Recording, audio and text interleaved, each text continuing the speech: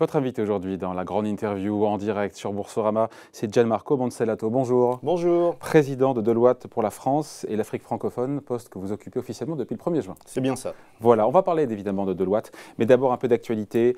Il y a ce sondage qui est sorti là, qui montre qu'un Français sur deux croit au déclin de la France. Sondage Harris Interactive publié aujourd'hui, 13% seulement pensent que notre pays progresse. C'est intéressant d'avoir le regard d'un franco-italien. Des Français, on le voit bien, qui sont en majorité, non pas en colère, mais inquiets, qui sont pessimistes. Est-ce que les Français sont lucides ou est-ce qu'au contraire, vous avez le sentiment que la France, dans cette rentrée, va bien ou va mieux, ce qui n'est pas la même chose? On peut aller mieux sans aller bien. Je pense que les Français sont quand même pessimistes dans ce sondage. Tant si vous faites une histoire du sondage, ça fait 3 siècles que les Français pensent au déclin de leur pays. Donc je pense que c'est aussi une caractéristique de l'éducation de notre pays. Maintenant, concrètement, si on parle de l'économie, la France a été un des pays qui a le moins souffert économiquement de la crise. Tout le monde a souffert, mais pendant la pandémie, l'économie française, c'est bien. On a fait moins 8 de croissance quand même. Moins 8, c'est un des pires élèves de la zone euro. Non, parce qu'il y a eu moins 8 avec des secteurs très diversifiés, mais quand vous regardez le fait qu'en France, on est le premier pays européen en termes de sièges de grands groupes internationaux, ça aide énormément. Et ça joue un rôle d'amortisseur? Ça joue un rôle d'amortisseur parce que la capacité mondiale de ces groupes fait que quand il y a un marché qui va moins bien, un autre va mieux. Il y a un fait fascinant, c'est que la France a fait partie des très rares pays en Europe à investir plus dans la recherche que l'année précédente pendant la période Covid. Alors, il n'y a pas eu de baisse des dépenses d'investissement en recherche en France? Il y a même eu une légère hausse. 2020. C'était un des rares pays qui a continué à investir dans la recherche encore plus, ce qui est extrêmement encourageant, parce que ça prépare l'avenir. Donc il y a la Finlande et l'Italie qui ont fait un peu plus.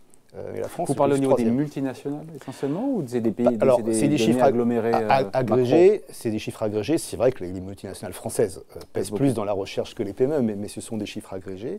Et puis, si vous interrogez, comme on vient de le faire dans une étude de Deloitte, les dirigeants français, les 2 tiers sont optimistes sur l'avenir de leur carnet de commandes. Donc l'ambiance économique, elle est quand même bonne. Oui, le carnet de commande, c'est la base, c'est l'alpha et l'oméga. C'est la base et c'est l'alpha et l'oméga. Et autre fait très très positif, c'est quand vous parlez à tous les dirigeants français, on a tous constaté une chose, c'est que contrairement à une opinion souvent répandue, les Français aiment leur travail. Ils ont continué à travailler de manière pleinement engagée pendant la pandémie, dans des circonstances parfois très compliquées, et c'est absolument admirable. Il n'y a pas eu de désengagement par rapport au travail. Est-ce que ça aille même un petit peu trop loin, avec parfois, une frontière poreuse entre le pro et le perso, puisqu'on fait tout à la maison? Absolument, et avec des intensités horaires trop fortes parfois. Nous, on l'a constaté aussi, on était parfaitement prêts au télétravail, et donc on a basculé du jour au lendemain en télétravail sans aucune difficulté, y compris au niveau sécurité. Honnêtement et très modestement, ce que je n'avais pas anticipé, c'était effectivement que du coup, les amplitudes horaires de certains collaborateurs allaient devenir trop élevés parce qu'ils ne s'arrêtaient pas. Ils commençaient à 8h du matin, ils finissaient à 20h. Vous avez dû leur dire, mollo, pied sur le frein? Leur dire, vous ne faites pas 10 zooms de suite, vous mettez des breaks, vous vous reposez. Parce que oui, c'est vrai qu'on est pris dans un monde où on est chez soi et puis on enchaîne. Et donc ça, il a fallu intervenir effectivement pour s'assurer de garder un équilibre entre le repos et le travail. Donc en cette rentrée, la France va bien, la France va mieux? La France va mieux, l'économie française est quand même une des premières économies en Europe et mondiale, donc c'est quand même une grande économie. Et la France va mieux, les grands groupes français vont bien, l'écosystème français économique va bien, tout n'est pas. Il y a des secteurs qui ont souffert. Bien sûr, évidemment. Il souffre toujours. On a une dette publique importante, mais on n'est pas les seuls, objectivement. C'est quoi On a une dette publique importante qu'il va falloir rembourser, mais on n'est pas les seuls. Oui, et puis cette dette publique, encore une fois, on l'a largement évoqué ici, elle est dans les mains de la Banque Centrale Européenne, donc ce n'est pas un gros souci pour l'instant. Donc il y a eu des transitions économiques qui sont en cours, des nouveaux modèles qui sont en train d'être inventés, donc effectivement, il y a un fort taux d'incertitude, mais pour nous, comme pour les autres. Donc quand on compare la France à ses homologues européens ou même américains, franchement, on n'a pas à rougir. L'économie française se tient bien. Il y a des défis, comme pour tout le monde. Ça ne va pas être facile, la période est difficile. Mais l'économie française a été résiliente et les dirigeants français sont optimistes pour le futur. Ouais. En quoi le business est-il différent après 18 mois de crise sanitaire? C'était l'occasion de repenser évidemment les organisations. On parlera des chaînes d'approvisionnement plus tard, mais il y a vraiment eu un vrai travail, pas de remise en cause, mais de tout remettre à plat? Oui, alors si on met les chaînes d'approvisionnement de côté, qui sont déjà un vaste sujet, il y a d'abord, tout le monde a bien compris l'importance d'avoir du capital. parce que dans ces périodes-là, le capital permet de continuer à fonctionner. Pour moi, il y a eu du capital entre les prêts garantis, en plus, il y a eu des afflux de capital extérieur, mais aussi les entreprises qui avaient du capital elles-mêmes ont été quand même beaucoup plus agiles et ont pu résister, celles qui étaient déjà fragilisées. Parce que la question de la trésorerie a été réglée avec le prêt garanti par l'État. Pour certains. Pour certains, et voilà. Donc la question de trésorerie ne se pose plus. La question aujourd'hui, effectivement, c'est le chiffre d'affaires. C'est le carnet de commande. Le carnet de commande, on dit la même chose. Ouais. Pour ne pas tomber dans le risque d'entreprise zombie, d'entreprises qui ont beaucoup de trésorerie, pas de carnet de commande, ce qui est un risque. L'autre sujet, effectivement, d'évolution, c'est la gestion du capital humain, des collaborateurs. Parce que là, ça a changé radicalement. Pour moi, cette crise, c'est la revanche. Enfin, la sortie de crise, ça va être la revanche du management intermédiaire. C'est qu'avant la crise, on avait beaucoup d'études très savantes qui expliquaient que le management intermédiaire allait disparaître.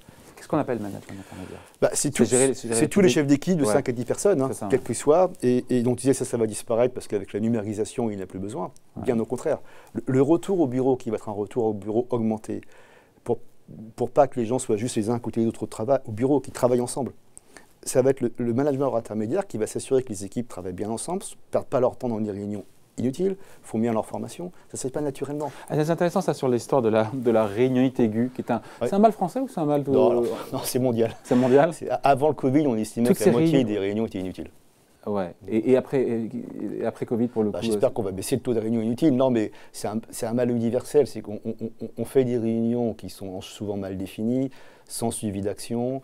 Et d'ailleurs, il y avait une discipline qu'avaient instaurée les États-Unis qui était intéressante, qui est de faire des réunions debout. Parce que du coup, elle dure moins longtemps. Mais au-delà de ça, le but, c'est que la réunion, elle doit vraiment être courte, avoir un objectif, et après, s'assurer qu'on fait bien ce qu'on a dit. Et dans les réunions, et c'est ça le leadership inclusif, c'est assurer que toutes les opinions rationnelles s'expriment. Alors qu'un des drames des réunions, c'est le non-dit. C'est que les gens disent oui, mais on n'en passe pas moins. Ou font leurs emails, donc ça ne sert absolument à rien. Moi, dans mes comités de direction, j'ai interdit les ordinateurs, j'ai interdit les emails.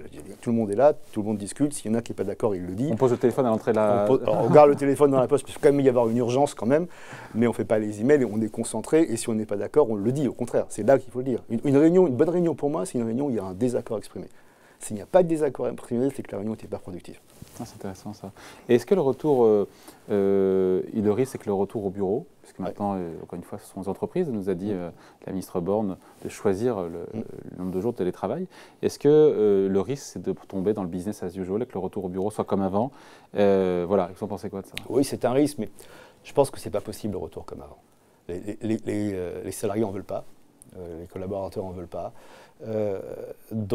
Et on a appris des choses qu'on ne peut pas oublier. Premièrement, c'est vrai que d'avoir une flexibilité, d'avoir un modèle hybride, ça permet de limiter le temps dans les transports. Ce qui est quand même précieux. 1 heure, 2 heures par jour. Quoi. Voilà, et ça permet de mieux gérer son temps. Donc ça, on va le venir. Nous, moi j'appelle ça un retour au bureau augmenté pour nos clients. C'est-à-dire que oui, il faut que les gens recommencent à travailler ensemble et de nouveau une sociabilité du travail, c'est important.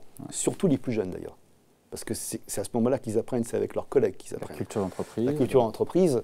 Donc ça, oui, c'est un retour au bureau, mais augmenté en ce sens que, pour moi, les principes gagnants, ça va être des principes de responsabilisation, d'engagement. C'est-à-dire, on a des réunions de formation, on a des réunions clients, on a des réunions, on est ensemble, là, il faut être là. Et vous êtes responsable, vous décidez où c'est le mieux de venir. Ouais. Mais, donc ça veut dire que faire chauffer le siège au bureau, c'est terminé, ça. J'espère qu'on est là. J'espère que la culture du présentéisme va disparaître, parce que ça, c'était pas une bonne chose. Ouais, c'est un drame, ça. Un petit mot sur Gianmarco Monsellato, sur ce mur de faillite qu'on a évité, que beaucoup d'ailleurs experts avaient prophétisé à tort, mais bon voilà. Est-ce que pour autant on peut dire que les entreprises françaises sont en bonne santé? Alors, le mur de faillite, pour être parfaitement précis, il était prévu pendant 18 mois dans les simulations économiques, donc on ne peut pas encore dire qu'on l'a évité. Je pense qu'on va l'éviter néanmoins. Au moment où on débranche les aides. Voilà, c'est ça. Et puis au moment où les prêts arrivent à maturité, et puis au moment où le prêt ne peut plus compenser la faiblesse de carnet de commande. Donc c'était les prévisions du FMI qui prévoyaient à 18 mois.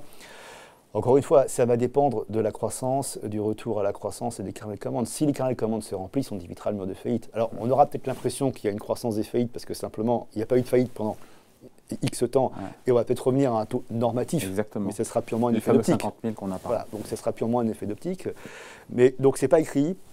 Quand on voit l'optimisme de nos clients, Et quand on voit la santé de l'économie française et européenne, on peut être optimiste sur le fait qu'on devrait être capable d'éviter ce mode de faillite. Ouais, vous me disiez, Gianmarco Monsalato, que les boîtes françaises au global n'avaient pas coupé dans leurs dépenses en recherche. Est-ce qu'au niveau de l'investissement au sens large, parce que la recherche est un petit bout de l'investissement, est-ce qu'en termes d'investissement, elles ont dû couper aussi, suffisamment, pas suffisamment, au risque d'obérer évidemment la reprise et le futur? Alors, il y a eu au tout début du confinement, les premiers mois, oui, tout a été gelé, parce que tout le monde s'est dit où est-ce qu'on va. Enfin, gelé, ça peut être un report après. Oui, mais ça a été plus un report. C'est-à-dire qu'on a vu nous-mêmes, nous on est un bon observatoire, parce que quand l'investissement s'arrête, nous on travaille beaucoup moins.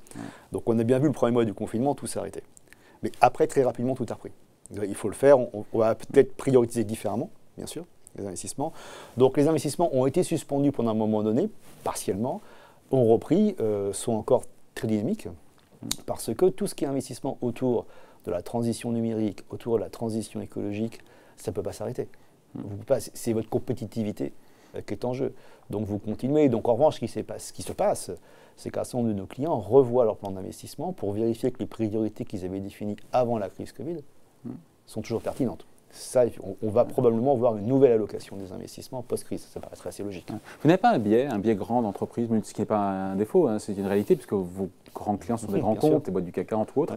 Vous n'avez pas dans votre lecture un biais, mais encore une fois, multinational par rapport au reste de l'économie, indéniablement, on peut dire PME. que Deloitte, on a un biais pour entreprise, les belles ETI. C'est vrai qu'on est peu présent sur les très petites entreprises ou les petites entreprises, c'est vrai. Donc ça, c'est absolument vrai. Après, les grandes entreprises font travailler avec des écosystèmes. Donc nous, on voit par ce biais-là tout l'écosystème des sous-traitants, des plus petites entreprises, même si c'est vrai que ma vue est plus orientée grande entreprise et ETI que petites entreprises, c'est vrai. Sur l'accélération de la digitalisation, de la numérisation, on a entendu tout le monde dire, et tous les patrons qui sont venus me voir ont dit on a gagné, on a fait en 18 mois ce qu'on aurait pu faire en 5 ans. Le gros a été fait ou ça continue? Et qu'est-ce qui a été fait concrètement? Parce que c'est un terme un peu boîte noire quand même. Je pense que ce qui a été fait, c'était la numérisation des canaux de distribution.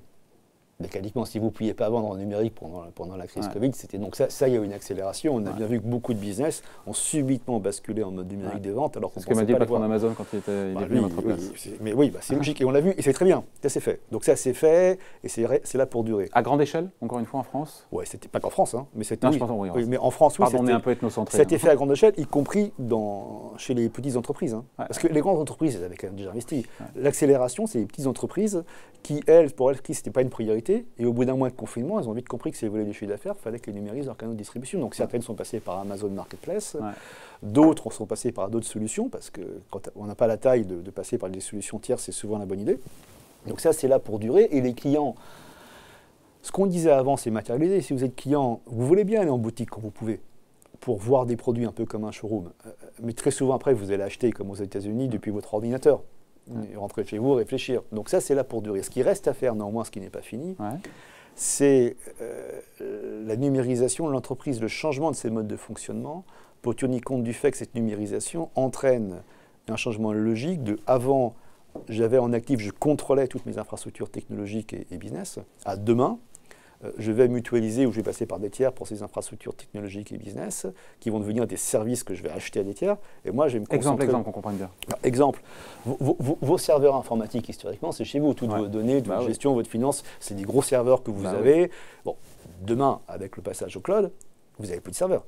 Vous passez par des tiers qui ont d'immenses serveurs et ils vous rendent un service où vous avez accès à vos données, vous avez accès à vos logiciels, comme un service. Donc c'est plus des Et l'intérêt de faire ça, c'est il y a deux intérêts. Il y a un intérêt bilanciel, parce que vous diminuez votre capital et vous passez en dépenses qui sont pas forcément plus souples, mais vous passez en dépenses, donc un intérêt bilanciel. Il y a quand même c'est de l'abonnement, c'est plus souple parce que c'est de l'abonnement. C'est de l'abonnement, c'est de l'abonnement, mais c'est un intérêt bilanciel. Il y a un intérêt qui est plus stratégique, qui est double. Premièrement, ce fait de passer par le cloud, de mutualiser vos infrastructures technologiques, vous permet d'avoir un enrichissement de vos données et d'avoir des facultés prédictives que vous n'aviez pas avant. Ça, c'est important. Et le deuxième, à mon sens... On ne peut pas l'avoir avec ses propres infrastructures, ça? Développer cette capacité de prédictive sur ces data qu'on a? Pour enrichir une donnée, il n'y a pas de secret. Il faut avoir le plus grand possible lac de données. Plus vous avez de données que vous pouvez exploiter, quitte à ce qu'elles soient anonymisées, plus vous êtes capable d'enrichir une donnée. Donc c'est sûr que si vous avez les vôtres, plus celles de votre secteur, de manière réglementée, anonymisée par des tiers, c'est puissant. Donc la Chine est assez en avance sur ces sujets, objectivement. Donc ça, c'est un avantage. L'autre avantage, à mon avis, là c'est plus débattu, c'est que ça va permettre aux entreprises de moins se concentrer sur ce qui n'est pas, à mon sens, leur cœur business, la techno, les serveurs, la relation client, sur les clients et l'écosystème. Parce que le grand changement de ces années, c'est que avant, vous dirigez une entreprise, j'allais dire, c'était simple. Vous aviez vos actifs, vos collaborateurs, vos clients, 3 dimensions. Maintenant, on est passé à 4 dimensions. Il y a l'écosystème, les parties prenantes. Que vous le vouliez ou non, il faut les intégrer. Et ça, c'est compliqué, c'est nouveau. Donc, si vous les pouvez... parties prenantes, c'est les fournisseurs, c'est les fournisseurs, c'est les citoyens, c'est les ONG, qui avant, vous disiez, c'est pas mes clients, c'est pas mes fournisseurs, c'est pas mon sujet. Si, c'est votre sujet de plus en plus. Vous devez participer au dialogue sociétal que vous vouliez ou non. Vous devez avoir des positions et des convictions sur la transition climatique. Elles font contre mauvaise fortune bon cœur, les entreprises, où elles ont intégré l'idée que maintenant, il faut jouer le jeu. Alors, non, je pense qu'ils ont intégré l'idée qu'il faut jouer le jeu, mais c'est difficile parce que c'est un changement culturel important. C'est vraiment une révolution copernicienne. Et rapide. Et rapide, c'est qu'on passe dans un modèle d'entreprise ouverte, ce qui est pas intuitif. Et vous accompagnez les boîtes là-dessus? Beaucoup. Beaucoup parce qu'il y a des changements de stratégie, il y a des changements évidemment technologiques, parce que ça suppose quand même d'avoir une cybersécurité très au point quand vous commencez à passer en service. Et puis des changements évidemment dans la gestion de votre capital humain, qui est fondamental. Vos collaborateurs, les nôtres comme ceux de nos clients, moi, je faisais une réunion collaborateur pour ma prise de fonction. J'ai eu énormément de questions, souvent très pointues d'ailleurs, sur les engagements de Deloitte, sur la transition climatique, sur la diversité. De la part des collaborateurs. Et c'est important pour eux. Et c'est bien d'ailleurs. Et ça, c'est nouveau. Il y a 10 ans, jamais les prédécesseurs n'auraient été confrontés à ces questions. Donc c'était une tendance qui était là, mais qui s'est accélérée? Qui s'est accélérée parce que les entreprises sont devenues tellement importantes dans le monde d'aujourd'hui qu'elles doivent dépasser leur rôle économique et assumer un rôle sociétal, qu'elles le veuillent ou non. D'ailleurs, dans le sondage Harris Interactive, les Français considèrent, je crois à 45%, que l'entreprise est source de progrès. Autant il y a de la défiance vis-à-vis des administrations, du politique, mais l'entreprise est considérée comme... C'est ça qui est très intéressant, effectivement, c'est que par rapport au débat politique où on présente souvent la souffrance au travail ou la souffrance en entreprise, en réalité, les Français considèrent qu'une source de progrès importante, ce sont les entreprises. Le défi... Sans nier évidemment les burn-out, sans nier les abus. Ça arrive, c'est pas parfait, c'est pas un monde parfait. Mais pour autant, le défi pour les entreprises, c'est justement d'intégrer cette attente, cette ambition des Français. Parce que le progrès pour l'entreprise avant, c'était le progrès par rapport à ses parties prenantes internes, ses clients, ses employés, ses actionnaires. Aujourd'hui, il faut aussi intégrer le progrès par rapport à la société. Un petit mot, Gianmarco Monsellato, parce que c'est aussi l'une des leçons de cette crise pour les entreprises, de revoir, de diversifier rapidement les chaînes d'approvisionnement, les chaînes logistiques. On a le sentiment, ou pas d'ailleurs, qu'il y a un avant et un après Covid. Oui, complètement. Complètement, on voit bien. Et on n'en est pas sorti non plus aujourd'hui. Non, si vous cherchez à acheter un produit électronique, vous aurez souvent du mal parce qu'il y a un manque de composants électroniques, des microprocesseurs. Donc, je vous coupe et ça, je fais le lien avec les Français qui, à 90%, pensent qu'on peut relocaliser. Dans ce fameux sondage, encore une fois, je reviens au sondage du jour. Il ne faut pas se tromper sur le terme relocaliser. C'est-à-dire que je pense qu'on va... et on ne va pas déglobaliser, c'est pas vrai. Les chaînes d'approvisionnement, on ne va pas les déglobaliser, c'est impossible. On va les régionaliser. Voilà, on va les rendre plus agiles, on va mettre, à mon avis, des paliers intermédiaires. Effectivement, pour avoir d'abord des soupapes, parce qu'il y en a un qui ne marche pas, que l'autre puisse fonctionner. Diversifier, quoi. Et puis régionaliser. Pour être plus proche des clients. Pour être plus proche du client, et puis aussi en termes de ESG, pour éviter de traverser la planète pour livrer un produit, on aurait peut-être pu le produire un peu plus court. Vous avez raison. Donc à la fois des chaînes d'approvisionnement plus efficaces, plus résilientes et plus clean. Oui. Plus clean. Mais le défi, c'est que ça suppose d'avoir les données pour pouvoir l'auditer et le vérifier. C'est que vous prenez un engagement en tant que dirigeant, mais pour vérifier que votre structure a bien suivi l'engagement, tout le défi, c'est d'avoir une donnée qui vous permet d'avoir une piste d'audit dans votre chaîne d'approvisionnement pour vérifier que vos produits, ils n'ont pas fait 3 fois le tour du monde avant d'arriver chez votre client. Et ça, c'est l'enjeu aussi de la numérisation. On y revient. Pour pouvoir vérifier que vous faites bien ce que vous avez dit que vous allez faire. Bon, il nous reste quelques instants à passer ensemble. Il y a votre enquête annuelle qui va intéresser tout le monde sur les salaires, enquête Deloitte, qui montre que les augmentations sont en vue pour 2022. Ça montre que la page de la crise est tournée, puisqu'on imagine qu'il y a eu des gels de salaire, évidemment, sur 2020-2021. C'est du rattrapage, c'est un retour à la normale. On met de côté peut-être les secteurs sinistrés, évidemment. Je ne sais pas si c'est du rattrapage, mais effectivement, notre étude prévoit une augmentation d'1,8% des salaires. Pendant la crise, il n'y a pas eu d'augmentation. Il y en a eu, mais individuelle. Mais il n'y a pas eu d'augmentation générale, il y a eu quelques-unes individuelles. Là, on est parti sur 1,8. La grande question qu'on pose, ça va être le taux d'inflation. Parce que si c'est 1,8 avec une inflation en 0,1, c'est pas mal. Si c'est 1,8 avec une inflation en 1,9, c'est pas la même équation. On est à 1,9. Donc là, ça va évoluer avec le temps, je pense. Donc effectivement, les patrons prévoient d'augmenter les salaires. D'abord parce qu'il y a une tension dans un secteur sur l'emploi, donc ça suppose d'augmenter les salaires. Sur quel secteur? On parle évidemment dans l'hôtellerie, la restauration, et aussi dans vos métiers à vous? Oui, alors nous, après, si je suis totalement honnête, nous, on embauche par an 1600 personnes. On a 150 000 candidatures. Donc on n'est pas confronté à une pénurie. De la France. De la France, ouais. de la France. On n'est pas confronté à une pénurie. Pour autant, bien sûr, on va chez nos clients, et nous on peut le sentir aussi, une tension sur des profils technologiques, cyber, mais on arrive à gérer, mais il y a une tension dans les secteurs. Donc avec des salaires qui sont en hausse plus importante. En hausse plus importante. Quoi, 4-5%? Oui, enfin, ça peut être 4-5%, ça peut être plus pour les secteurs. Oui, ça va être 4-5%, mais avec un bémol qu'il faut garder en tête, c'est que la France, en France, quand je paye toujours 2 salaires. Je paye un salaire à l'individu et je paye un salaire aux prélèvements sociaux. Ah, c'est le modèle social français. Oui, mais le bémol, c'est qu'on est les seuls à faire ça en Europe et que donc il y a aussi une compétition en Europe pour les emplois qualifiés. Sur les cotisations sociales. Sur les emplois qualifiés. C'est ça le sujet, pardon. Oui, cotisation sociale, parce que je ne parle pas de l'impôt là. Cotisation sociale, patronale, salariale. C'est pour dire quoi? C'est pour dire que si je suis un jeune et que je peux bosser en France à salaire équivalent, je toucherai beaucoup plus si je suis en Italie ou... Emploi qualifié, oui, bien sûr. Quel est votre message? Non, mais le message, c'est qu'un frein à l'augmentation des salaires en France, c'est le poids des charges sur l'emploi. Ouais. C'est que quand vous augmentez d'1 euro un de vos collaborateurs, vous payez 2 euros en fait. Alors que, et ça, en soi, c'est pas grave. Ce qui est gênant, c'est que vos concurrents ailleurs en Europe, eux, quand ils augmentent d'1 euro, ils payent un 4, un 5, un 6. C'est la situation concurrentielle. Dans l'absolu, c'est absolument pas un problème.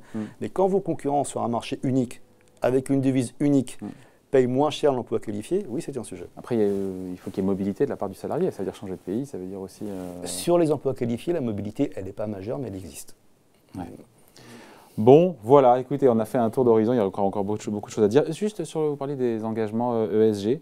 Je sais pas, comment ça se passe chez Deloitte en termes de, je sais pas, de parité, de salaire homme-femme. Il y a des choses qui sont très cadrées. On travaille beaucoup sur la parité. Il y a combien, c'est quoi le pourcentage d'hommes et de femmes chez Deloitte? Chez Deloitte, le pourcentage d'hommes et de femmes, il est paritaire. Il n'est plus paritaire, malheureusement, quand vous arrivez au niveau associé. Donc il faut qu'on travaille pour avoir plus de femmes associées, comme tout le monde dans notre secteur. En associé, il est à 80-20, j'imagine, non? Un peu, non, heureusement, on est plutôt à 75-25. Ouais. Mais le but, c'est d'arriver à 55 ans. Donc, à quel horizon? Alors moi, j'ai mis 60-40 2025, pour être clair. Je mets l'organisation sous tension pour y arriver. C'est important, c'est vrai qu'il y a des secteurs où c'est très difficile de recruter des femmes, mais pas tous. Donc on doit être capable d'y arriver. Pourquoi c'est difficile? Parce que secteur technologique, par exemple, cyber, vous n'avez quasiment que des hommes sur le marché. Donc on travaille, nous, avec des écoles de cyber pour avoir plus de diversité en amont, pour arriver. Pour autant, c'est un enjeu pour nous comme pour nos clients. Donc là-dessus, on est engagé, on progresse, on n'est pas parfait, hein, on progresse. Sur la transition climatique, nous, c'est clair que l'enjeu, c'est surtout les trajets en avion. Ah oui, pardon, oui, c'est intéressant ça. Vous avez coupé de moitié, je ne sais pas de combien. Oui, de moitié. C'est ça? Je ne connais pas le chiffre. De moitié, puis ça va tendre de plus en plus baisser. Parce que pour les voyages d'affaires, c'est ça? Pour les voyages d'affaires, donc je les réduis beaucoup, au moins de moitié par rapport après Covid, parce que c'est là où on a un empreinte climatique. On reste plus longtemps sur place, peut-être? On se déplace moins. On déplace moins. Et on reste plus longtemps sur place, absolument. Et après, le dernier point dont je suis très fier, c'est que comme on est un formidable incubateur de talent, on encourage nos collaborateurs via notre fondation à passer une partie non négligeable de leur temps en pro bono. Pour vous dire, l'engagement qu'on fait, et dans leur contrat de travail, donc bien évidemment rémunéré par nous, c'est dire combien de temps? Alors, le chiffre paraît pas gros, de dire voilà, passez au moins 1% de votre temps sur du pro bono, sauf qu'à notre échelle, ça veut dire que par an, si on arrive à cet objectif, c'est une PME de 50 salariés temps plein d'experts en pro bono. D'accord. C'est pour faire n'importe quelle mission d'intérêt général? Des missions d'intérêt général dans le cadre des compétences des collaborateurs. Donc cyber, audit, avocat, transformation. Et ceux qui choisissent leur mission? C'est eux qui choisissent leur mission dans un portefeuille d'associations ou de fondations ou d'organisations qu'on a identifié et agréé en amont. Bon voilà, merci en tout cas d'avoir été avec nous, Gianmarco Monselato, le président de Deloitte pour la France et l'Afrique francophone, invité de la grande interview en direct sur Boursorama. Merci. Merci à vous.